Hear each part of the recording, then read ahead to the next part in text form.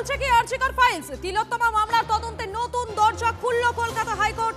দরকারে অন্য সন্দেহভাজনদের জিজ্ঞাসাবাদ করতে পারবে সিবিআই।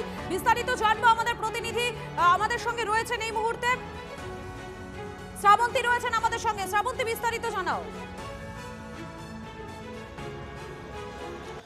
মধুকল্পিতা, এই মামলায় যখন নিম্ন আদালতে রায় হয়ে গেছিল তারপরেও আরজি করে ভিকটিম ফ্যামিলি তারা কলকাতা হাইকোর্টে নতুন করে তদন্তের আবেদন করেছিলেন। একই সঙ্গে রাজ্য সরকার সর্বোচ্চ সাজা চেয়েও আদালতে এসেছিল।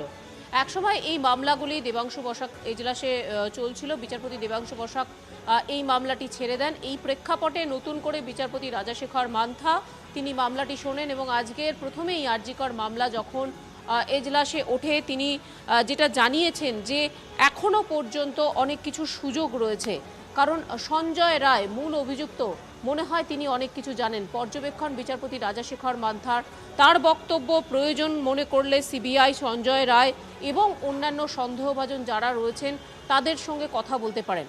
একই সঙ্গে মধুকল্পিতা, যারা পরিবারের সদস্য তারা ডিএনএ রিপোর্ট এবং অডিও রেকর্ডিং আদালতে জমা দিয়েছিল, এই দুটি নথিও অত্যন্ত প্রয়োজনীয়। সেক্ষেত্রে সিবিআই যদি মনে করে সেক্ষেত্রেও তদন্ত করা যেতে পারে।